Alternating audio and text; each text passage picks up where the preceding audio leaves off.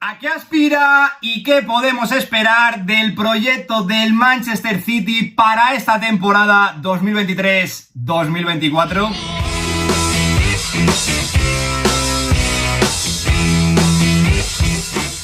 Muy buenos días, chicos, como siempre digo, bienvenidos un día más al canal. Después de muchos años de inversiones multimillonarias desde que los petrodólares procedentes de Emiratos Árabes Unidos aterrizasen en el Etihad Stadium, Pep Guardiola consiguió construir la temporada pasada una máquina prácticamente perfecta e indestructible que llevó al conjunto del Citizen a levantar un triplete histórico gracias a la consecución de su primera y ansiada Liga de Campeones frente al Inter de Milán. Ahora bien, la salida de algunos futbolistas clave de esta plantilla, junto a la más que posible pérdida de hambre, pérdida de ambición, tras haber conseguido su máximo objetivo, podrían hacernos pensar que este Manchester City puede dar un paso atrás de cara a esta temporada. Sin embargo, la realidad es que a día de hoy, pocos argumentos más allá del pequeño porcentaje que suele reservarse este maravilloso deporte a la suerte, el azar o la mística, pueden inducirnos a creer que este Manchester City no pueda seguir ampliando su hegemonía, ya no solo en Inglaterra, sino también a lo largo y ancho del continente europeo, ya que la principal pregunta que debemos plantearnos en este inicio de temporada es si de verdad existe en el mundo del fútbol un equipo capacitado para evitar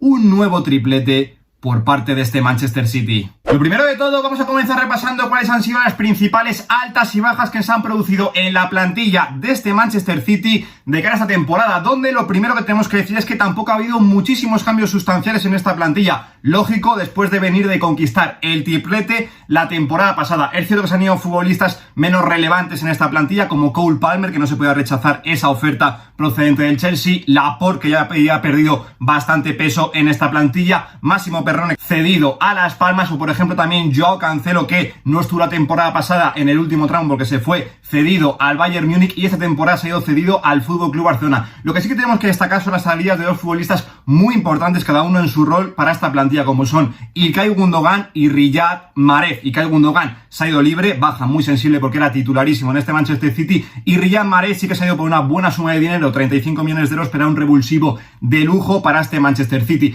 Es cierto que considero que han conseguido amortiguar bastante bien el golpe, sobre todo para sustituir a Ilkay Gundogan con Mateo Kovacic y Mateus Nunes. Vamos a ver cómo funciona ese tándem, y para sustituir a Riyad Mahrez, un futbolista como Jeremy Doku, que sí que le va a dar mucha electricidad desde el banquillo a este Manchester City. Ahora bien, lo que creo que de verdad va a subir el nivel competitivo de esta plantilla es el fichaje de Josko Gvardiol para la posición de defensa central, un futbolista que a sus 20-21 años es un unicornio en esta posición. Personalmente creo que las salidas de Riyad Mahrez y Gundogan sí que bajan un poquito el nivel de esta plantilla, pero con la llegada de Josko Gvardiol, más haber amortiguado bastante bien el golpe con Mateus Nunes, Kovacic y Jeremy Doku, bajo mi punto de vista creo que han firmado un mercado de fichajes bastante notable, eso sí, habiendo invertido ni nada más ni nada menos que 127 millones de euros. Una vez hemos repasado las principales altas y bajas que se han producido en el equipo, ya sí que sí podemos pasar a repasar cómo queda configurada la plantilla de este Manchester City de cara a la temporada 2023-2024, línea por línea, donde, comenzando por la portería, destaca la vuelta de sucesión de Steffen. Destaca porque, digo, es un portero que no contaba mucho y ya contaba en nómina con Ederson, Ortega y el mítico Carlson como tercer portero, pero sobre todo hay que destacar la figura tanto de Ederson como de Ortega. Ederson la temporada pasada rindió a un muy buen nivel, sobre todo el mejor que yo le he visto en el Manchester City a nivel parador, y seguramente mucho tenga que ver con la llegada de un Stefan Ortega que desde el banquillo, dándole rotación a Ederson en muchos partidos, sobre todo de Copa y alguno de Premier League, creo que hizo subir mucho la competitividad de esta portería. Pasando a la línea defensiva, ya sabemos que el Manchester City la temporada pasada se configuró en esta línea sobre todo alrededor de meter mucho central en su 11 tipo, y sobre todo destaca que hay una presencia de 5 futbolistas en esta posición, a los Ake, Rúben Díaz, Stones, que estuvo brillante la temporada pasada incrustándose en el centro del campo, y a Kanji, que nadie se esperaba el nivel de rendimiento que dio cuando llegaba del Borussia Dortmund. Hay que sumarle la llegada de un Josko Gvardiol que, como digo, creo que va a elevar una barbaridad el nivel de esta zona defensiva. Luego sí que es cierto que hay que sumarle también la figura de Kyle Walker, que es un futbolista muy polifuncional para Pep Guardiola, te puede ocupar la posición de tercer central cuando Stone se suma al centro del campo, como veremos un poquito más adelante, e incluso en este principio de temporada estamos viendo más como lateral clásico, subiendo un poquito más la banda, futbolista indispensable para la rotación de este Manchester City. Y luego dos jugadores muy jovencitos que conforman la rotación también del equipo, como son Rico Lewis, que es el nuevo Joao Cancelo de Pep Guardiola, un futbolista que te puede jugar como lateral más clásico, incrustándose en el centro del campo, incluso como media punta un poquito más adelantado, y luego un Sergio Gómez que sí que es cierto que no cuenta mucho para Pep Guardiola, pero bueno, para partidos de rotación, incluso no solo para actuar como lateral, sino para darle rotación un poquito más adelante al propio Jack Grealish, es un futbolista que tampoco desentona en este Manchester City. Pasando a la zona del centro del campo, aquí sí que se han producido bastantes más cambios, porque a la salida de Ilkay Gundogan han llegado dos futbolistas para paliarla, como son Mateus Nunes y Mateo Kovacic. Bajo mi punto de vista, ninguno de los dos cumplen con ese perfil de Ilkay Gundogan, que personalmente pienso que era muy difícil de sustituir. Creo que Nunes sí que se podría parecer un poquito más que Mateo Kovacic, pero bueno, vamos a ver entre los dos cómo sustituyen al futbolista alemán. Más allá de esto, pues bueno, continúa Rodrigo Hernández, para mí la temporada pasada el mejor futbolista de este Manchester City. No se entiende a este equipo campeón del triplete sin la figura de Rodrigo Hernández, y un Calvin Phillips que en esa posición de pivote tiene que dar un paso al frente con respecto a la temporada pasada para darle un poquito de respiro a Rodri, porque no puede jugarlo absolutamente todo. Y luego completa esta línea del centro del campo un Kevin De Bruyne, que también es de los futbolistas más importantes de esta plantilla, pero hay que destacar que es un futbolista que va sufriendo lesiones cada vez de más gravedad, aunque sí que es cierto que aquí el Manchester City tiene diferentes futbolistas para intentar sustituirlo, como son Bernardo Silva, Phil Foden, que yo creo que en esta posición tiene que dar un paso al frente de cara a esta temporada, y por qué no, podría empezar a contar un poquito, ya lo hemos visto en este inicio de temporada, un Oscar Bob, que lo vimos en el Europeo Sub-21 del pasado verano, y la realidad es que es un futbolista bastante interesante. Y ya para finalizar, en la zona de ataque, aquí sí que se han producido muy poquitos cambios, al ya mencionado anteriormente de Jeremy Doku para paliar la salida de Riyad Mahrez, donde personalmente sí que es cierto que a nivel de rotación das un paso atrás, por lo menos en el corto plazo. El resto se mantiene absolutamente igual. Dos extremos un poquito más retenedores de balón, pero que le vinieron muy bien al Manchester City la temporada pasada, como Bernardo Silva por banda derecha, que como digo también te puede ocupar posiciones del centro del campo para sustituirle a Kevin De Bruyne. Incluso también vamos a repasar un poco más adelante al propio Ilkay Gundogan y Jack Grealish por el sector izquierdo, que lo cierto es que la temporada pasada sí que dio un paso al frente con respecto a su primera temporada en el Manchester City. Y luego, como digo, dos futbolistas un poquito más revolucionarios para darle otro ritmo a los partidos, como son Phil Foden, que también te puede actuar muchísimo por dentro y creo que vamos a ver bastante aquí esta temporada, y un Jeremy Doku que es puro nervio, pura verticalidad para revolucionarte los partidos. Y ya para finalizar en punta de ataque, evidentemente Erling Braut Haaland, temporada monstruosa la que firmó el curso pasado en el Manchester City, su primero en el Etihad Stadium, para conformar la rotación un Julián Álvarez que evidentemente es un lujo como delantero suplente, para mí el mejor suplente que hay ahora mismo en Europa, ya no solo para sustituir a Erling Braut Haaland, sino para sustituir a alguno de los futbolistas en los extremos y también al propio Kevin De Bruyne. Bajo mi punto de vista, como he dicho anteriormente, sí que es cierto que la plantilla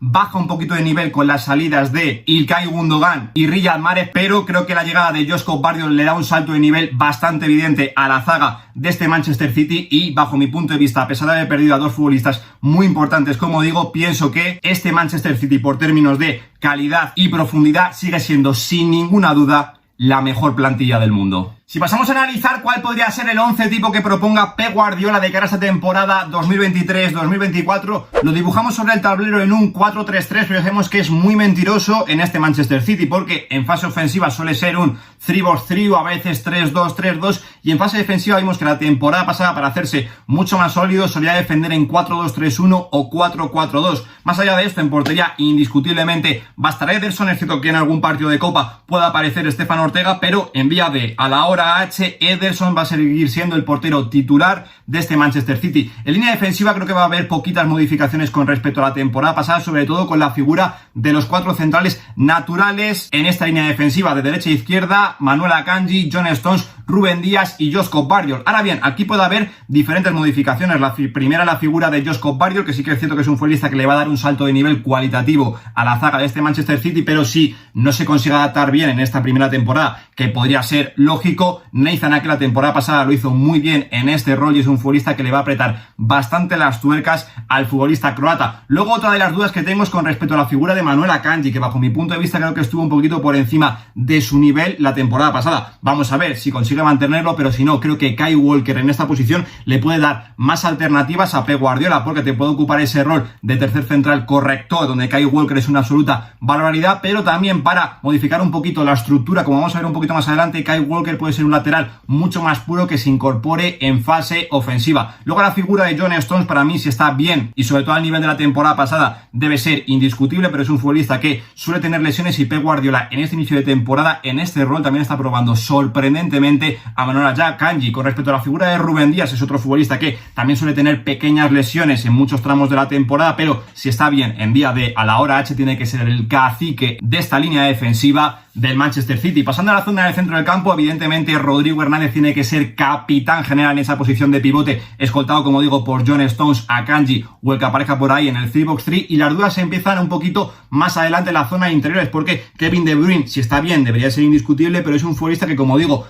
va arrastrando cada vez más lesiones a lo largo de las temporadas. En este rol creo que tanto Phil Foden como Julián Álvarez tendrían que dar un pasito al frente con respecto a la temporada pasada. Y la mayor duda es en el otro rol. Mateus Nunes sí que es cierto que me encaja mucho más que Mateo Kovacic, que es un futbolista mucho más de base, y ahí ya si incorporas a John Stones al centro del campo al lado de Rodri, puede haber un poquito de overbooking. De también la importancia de la figura de Kyle Walker para ser un lateral mucho más profundo, que por ejemplo Bernardo Silva se meta por dentro y ahí sí que sí, Mateo Kovacic tenga espacio para bajar a la base cerquita de Rodri, porque cerrarían atrás Stones o Akanji, Rúben Díaz y Joškov Barrios. Para mí esa es la mayor duda, pero de inicio, si se mantiene el 3-box-3 con la idea de la temporada pasada, estos incorporándose al centro del campo, Mateus Nunes o incluso Bernardo Silva, que podría aparecer bastante por aquí en esta posición, los pondría por delante de Mateo Kovacic en el 11 tipo de este Manchester City. Y ya para finalizar, en zona ofensiva, yo creo que en día D, hora H, para ser un poquito más conservador, extremos retenedores de pelota, Pep Guardiola va a seguir contando por derecha con Bernardo Silva y por izquierda con Jack Grealish, pero veremos si no aparece por aquí la figura de Phil Foden, si Bernardo Silva se incrusta en el centro del campo, puede aparecer por banda derecha, o si Jack Grealish baja un poquito su nivel, Phil Foden podría aparecer también en esa posición de extremo izquierdo, donde no hay dudas en la posición de delantero centro, a pesar de que Julián Álvarez esté extraordinariamente bien y sea un suplente de lujo. Aquí Erling Braut Haaland, si está bien, si está disponible, va a ser indiscutible para Pep Guardiola en este Manchester City. Es cierto que es un 11 tipo que con respecto a la temporada pasada es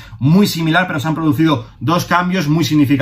No tanto el de Joškov Barrios en el eje de la zaga para sustituir a Nathan Ake, pero sobre todo en la posición del centro del campo para sustituir a Ilkay Gundogan. Y esta es la mayor duda que tengo en clave Manchester City de cara a esta temporada. Quiero sustituir a mejor Mateus Nunes, Mateo Kovacic, Bernardo Silva, y esto puede condicionar bastante la estructura, como digo, del Manchester City. Más allá de esto, es un 11 muy reconocible con respecto a la temporada pasada, con unos automatismos ya muy asentados. Y como digo, la temporada pasada, con esta idea en este 3-box-3, Pep Guardiola consiguió construir una máquina que actualmente parece prácticamente indestructible. Así que ya para finalizar vamos a preguntarnos cuáles son los principales objetivos que tiene el Manchester City de Pep Guardiola de cara a esta temporada 2023-2024. Y aunque sí que es cierto que bajo mi punto de vista el nivel competitivo de la plantilla ha bajado un pelín con respecto a la temporada pasada con las salidas de Ilkay Gundogan y Riyad Mahrez, lo cierto es que si mantienes gran parte del bloque competitivo que la temporada pasada te llevó a conquistar un triplete absolutamente histórico, hombre, no digo que la exigencia y la obligación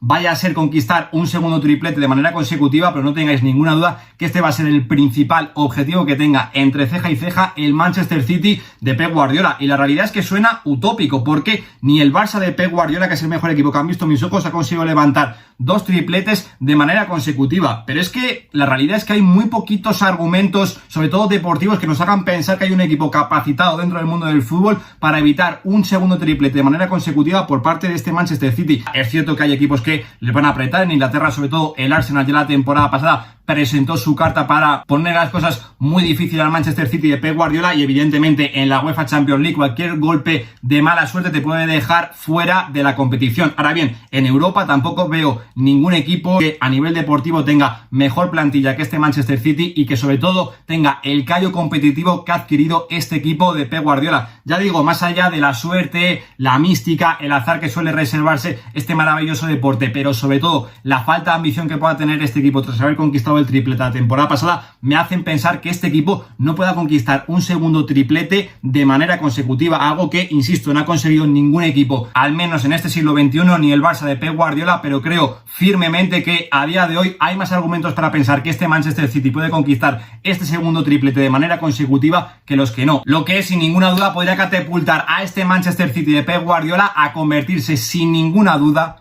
en uno de los mejores equipos de la historia. Aquí se queda el vídeo y esta es mi visión acerca del proyecto del Manchester City de Pep Guardiola de cara a esta temporada 2023-2024. Dejadme por aquí abajo vuestras impresiones, que os ha parecido el mercado de fichajes, si pensáis que la salida del Ilkay Gundogan y Riyad Mahrez le va a afectar bastante a este Manchester City, si pensáis que esta plantilla es mejor o peor con respecto a la temporada pasada y sobre todo la gran pregunta, ¿creéis que este Manchester City puede volver a conquistar otro triplete de cara a esta temporada? Como digo, dejármelo todo por aquí abajo porque, como siempre os digo, yo estaré encantado de leeros y debatir con vosotros en los comentarios. Yo por mi parte nada más, dale un like si te ha gustado el vídeo, suscríbete al canal y activa la campanita para no perderte nada. Lo dejo aquí. Un saludo.